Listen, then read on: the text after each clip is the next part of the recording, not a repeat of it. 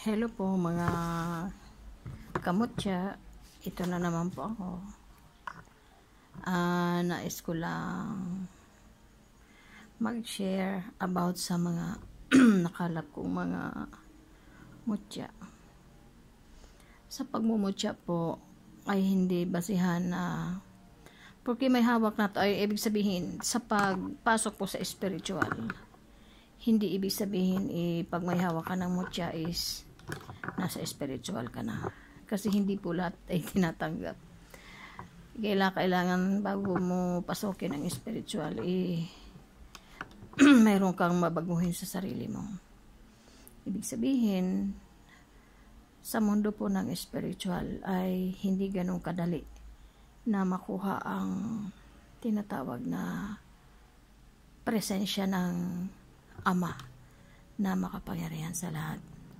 So kailangan din natin yan ng mga tinatawag na marami tayong dapat na mga malagpasan na mga pagsubok o trials sa buhay. Na ibig sabihin, dapat tayo ay maging matibay. Sa mundo po ng spiritual, o sa pagpasok po dito sa mundo ng spiritual ay masasabi ko na ito po ay hindi ka ibig sabihin yung talagang nasa bloodline ko na ba or something na talagang linya ko na ang buhay spiritual.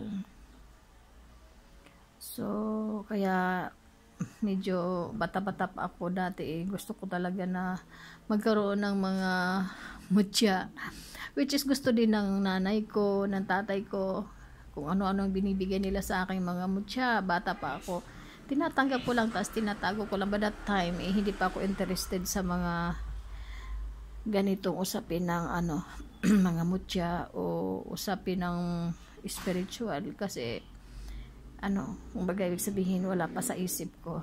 Pero itong tumatanda na ako, marami na akong nararamdaman na kakaiba na parang there's something na gusto kong pasukin.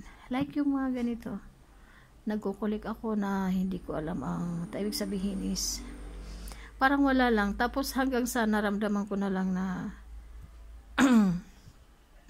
pag mayroon akong hiniling na gustong halimbawa gusto ko ng ganyang mutya, nakukuha ko. Tapos marami mga signs na talagang may mga gabay. Totoo po ang buhay ng spiritual, pero depende po sa atin kung paano natin gagamitin yan. So, ibig sabihin, kung mayroon ka mga mutya, hindi yan para lang sa pang-isa lang. Ibig sabihin, kung may mutya ka, pangkalata na po yan, na huwag gagamitin sa masama. Ibig sabihin, kung mayroon ka mga pinagpapakitaan ka man ng mga mutya, gamitin sa kabutihan. Yan naman, ito pinaka-love ko yan, malove ko yan, super love ko yan, matagal na yan sa akin. Yan, mayroon siyang laman na ayun, ang laki, naalog po yan. Ayan, ang laki ng nasa loob niyan. Hindi ko yan binubuksan, ayaw ko mabuksan, hayaan ko lang siya dyan. Nandiyan lang siya sa loob, parang bato na malaki na sa loob. Hindi ko lang po yan inaano kasi nasa loob lang lagi ng bag ko yan. Kahit saan ako magpunta, kasama ko yan. Tuwan-tuwa yan pag nasa church ako, inaalog niya yung bag ko. Oo, mabait yan, mahilig yan magsimba. So ito hindi po ito ordinaryong bato. Ayan, parang makikita mo ordinaryo lang siya, hindi po. Yan siya, I don't know kung anong klaseng bato ito. Basta siya po ay pag inilagay mo sa pag inilagay ko siya sa suka, parang nainom siya. Ngayon, tinatanggal ko kaagad. Inilalagay ko siya sa tubig na agua de mayo. Yung unang ulan ng buwan ng Mayo, ito inilulunog ko ayaw ko kasi na nakababad siya sa suka. Kasi kawawa naman.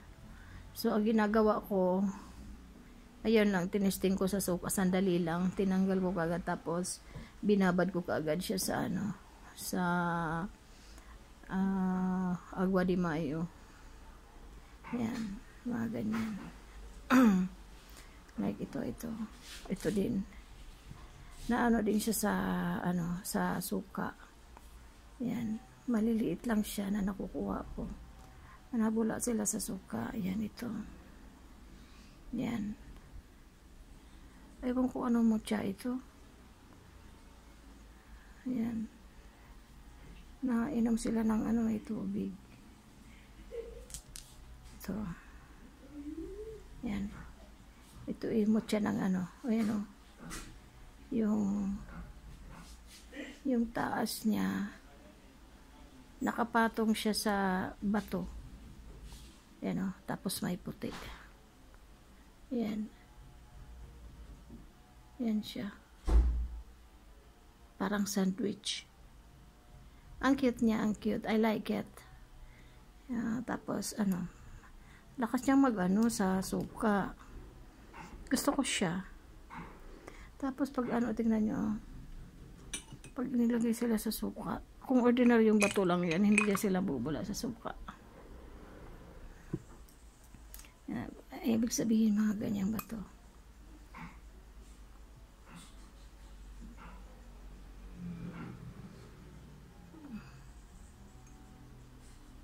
Hindi sila nakikita na. So, paano ba?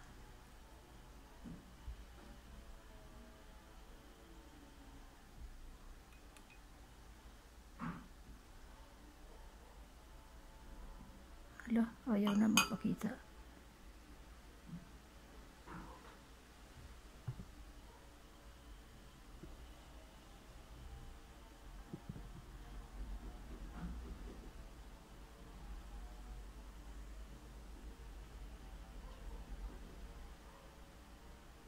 Hala, nagalit sila. Dito, balik ko kayo sa sa ulan. Balik ko kayo sa agua de mayo. Sorry. Tinanggal ko na kasi sila doon Tapos binalik-balik ko pa.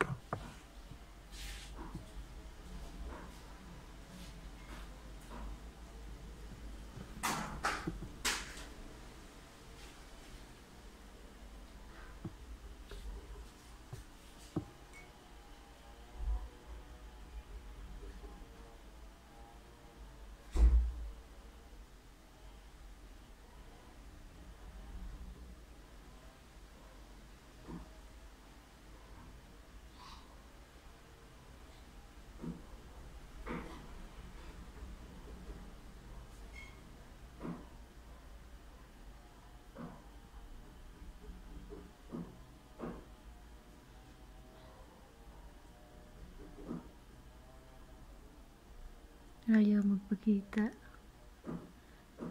Kanina, ang lakas nilang uminom kanina. Ngayon, ayaw na nilang magpakita na sila ay nainom.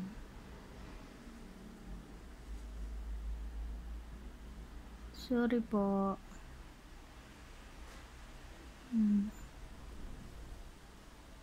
Behave sila.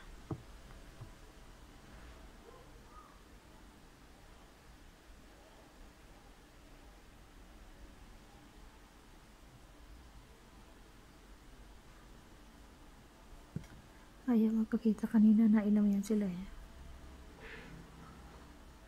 O baka nabusog na kasi kanina pa ito nakababad sa agua de mayo. Hindi po sila mga ordinaryong bato po. Ang kasamahan po nito ay sapatos ng duwende. Siyempre ayaw ko ipakita yun. Akin na lang yun. It's a secret.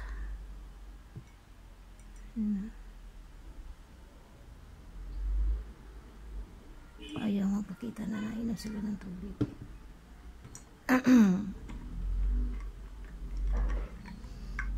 Yan ang ano.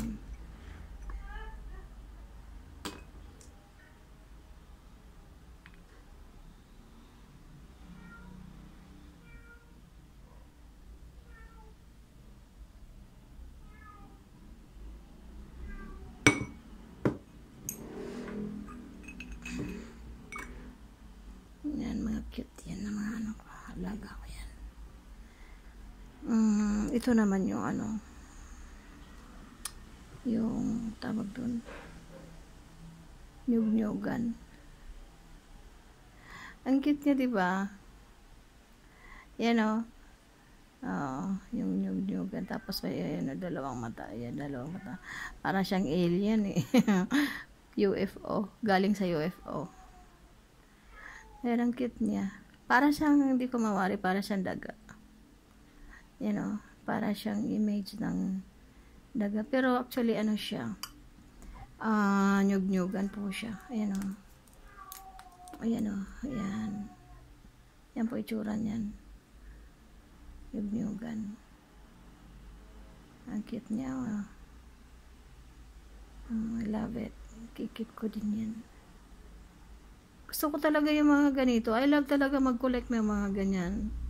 Kasi mas maganda kasi mag-collect ng something na mga nasa kalikasan o something galing sa ano, may power ng spiritual. Kasi ano yan eh, makakasama mo sila araw-araw. Maganda siya mag-alaga ng mga ganito. Alagaan mo lang sila. Ganon ako. At saka ako talaga eh, mapagmahal talaga ako sa ano, sa kalikasan. Ano ako, masyado ako maanok sa, kaya ang dami-dami ko mga ganito, mga bato-bato. Kaya ano na, gustong gusto ko talaga. I don't know bakit gusto ko nag-collect ng mga ganyan. Since bata pa po ako. Talagang ano siya, talaga, yung mga ano na yun, yung mga bato na yun, mga magnetic sila. Yan o, nagmamagnet sila. Kaya hindi sila ordinary yung bato din.